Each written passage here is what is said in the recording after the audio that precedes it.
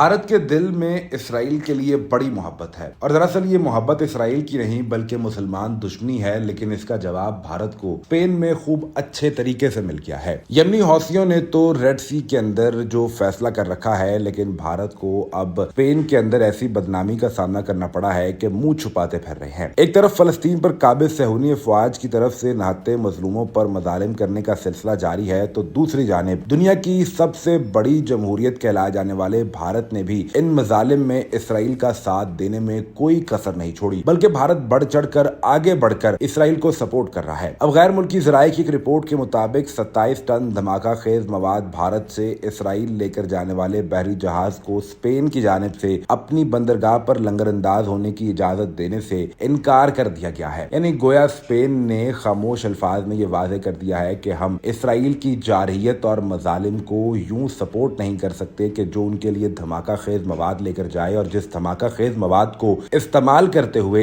Israeli सहूनी forces, जालिम forces ने रफा के मजलूम मुसलमानों के ऊपर अटैक करना है, हम उसे स्पेन के रूट से तो नहीं गुजरने देंगे। स्पेनी वजीर खारजा हौज मैनुअल अल्बारेस ने इस हवाले से बताया कि भारत के शहर चेन्नई से डेनमार्क के झंडे वाला जहाज 27 टन धमाका खेज मवाद लेकर इसराइल की बंदरगाह हैफा की तरफ जा रहा था, जिसने स्पेन की बंदरगाह पर लंगरअंदाज होने की इजाजत भी तलब की थी। स्पेन की जानिब से भारत से इसराइली हथियारों से लदे इस बहरी जहाज को लंगरअंदाज होने की इजाजत हरगिज नहीं दी गई और ना ही दी जाएगी। उन्होंने कहा कि हम किसी भी मुल्क के हथियारों से लदे हुए जहाज को अपनी बंदरगाह पर बुलाने की इजाजत नहीं देते। स्पेन का ये इकदाम दरअसल फलस्तीन में जारी जंग में हिस्सा न बनने के लिए इसराइल को हथियार बरामद करने के लाइसेंस न देने के हुकूमती फैसले के मुताबिक है। उन्होंने कहा कि मशरिक़ वुस्ता को मजीद हथियारों की बजाय इस वक्त अमन की जरूरत है। ये वो ममालिक हैं जो अपना छोटा सा फायदा देकर मशरिक़ वुस्ता को मुसलसल आग में झोंकना चाहते हैं। स्पेनी वजीर खारजा ने सहाफियों के सवालों का जवाब देते हुए कहा कि हमने ये इकदाम पहली दफा नहीं किया, हम पहली दफा बता रहे हैं कि हम इस जंग का हिस्सा नहीं बनेंगे। हमें पहली दफा पता चला कि इसराइल हथियार ले जाने वाला बहरी जहाज हमारी बंदरगाह पर रुकना चाहता है। इसराइल को भेजे जाने वाले जंगी सामान के लिए नए बरामद लाइसेंस न जारी करने पर बहरी जहाज को सप्लाई के लिए रुकने की इजाजत न देना हमारी पॉलिसी के मुताबिक है और इस पर कोई हमसे सवाल भी नहीं पूछ सकता।